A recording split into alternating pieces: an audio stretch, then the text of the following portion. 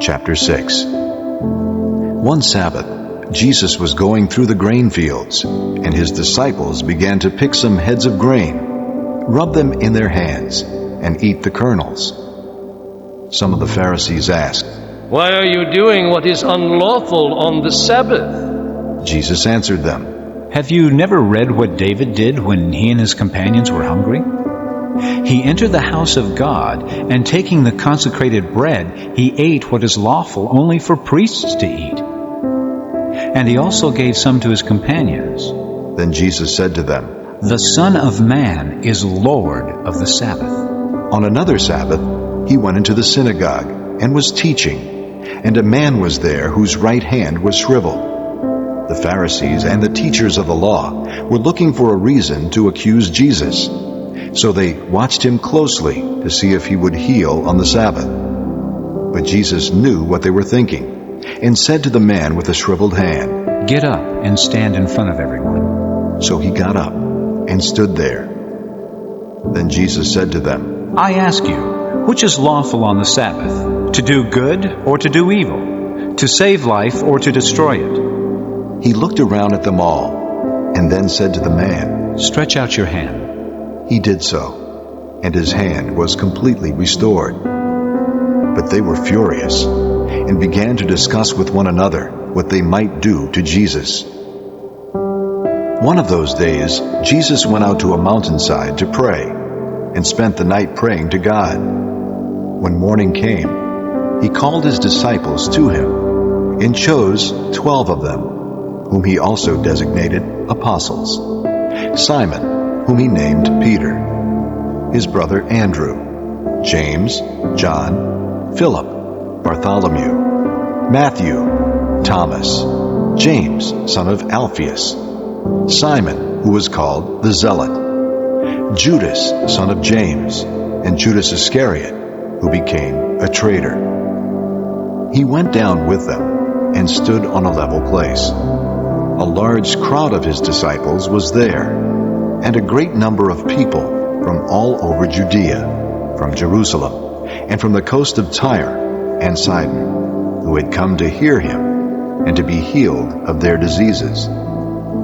Those troubled by evil spirits were cured, and the people all tried to touch him, because power was coming from him and healing them all.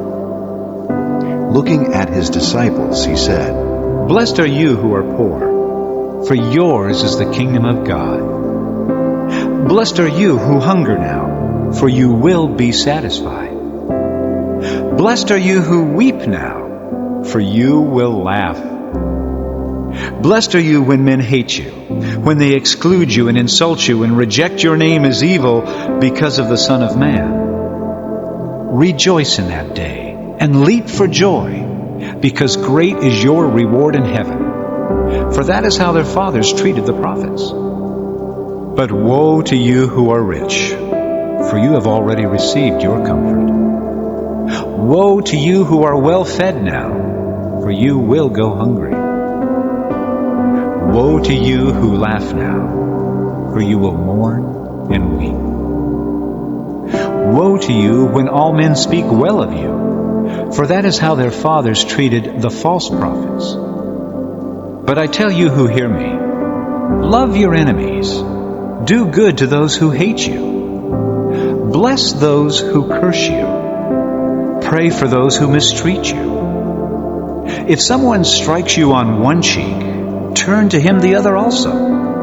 If someone takes your cloak, do not stop him from taking your tunic. Give to everyone who asks you, and if anyone takes what belongs to you, do not demand it back. Do to others as you would have them do to you. If you love those who love you, what credit is that to you? Even sinners love those who love them. And if you do good to those who are good to you, what credit is that to you? Even sinners do that. And if you lend to those from whom you expect repayment, what credit is that to you? Even sinners lend to sinners, expecting to be repaid in full. But love your enemies, do good to them, and lend to them without expecting to get anything back. Then your reward will be great, and you will be sons of the Most High, because He is kind to the ungrateful and wicked. Be merciful, just as your Father is merciful. Do not judge, and you will not be judged. Do not condemn, and you will not be condemned. Forgive, and you will be forgiven.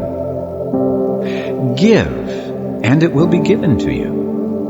A good measure, pressed down, shaken together, and running over will be poured into your lap. For with the measure you use, it will be measured to you. He also told them this parable. Can a blind man lead a blind man? Will they not both fall into a pit?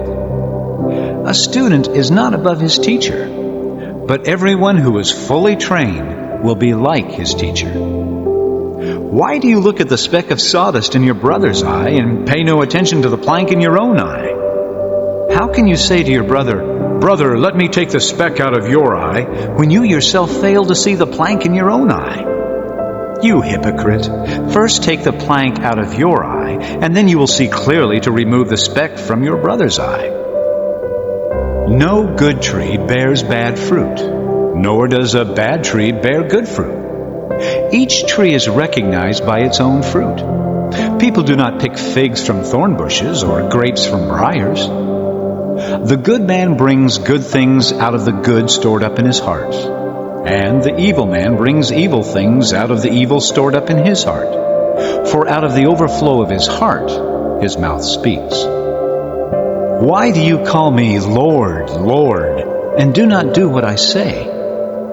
I will show you what he is like who comes to me and hears my words and puts them into practice. He is like a man building a house who dug down deep and laid the foundation on rock. When a flood came, the torrent struck that house, but could not shake it, because it was well built. But the one who hears my words and does not put them into practice is like a man who built a house on the ground without a foundation. The moment the torrent struck that house, it collapsed, and its destruction was complete.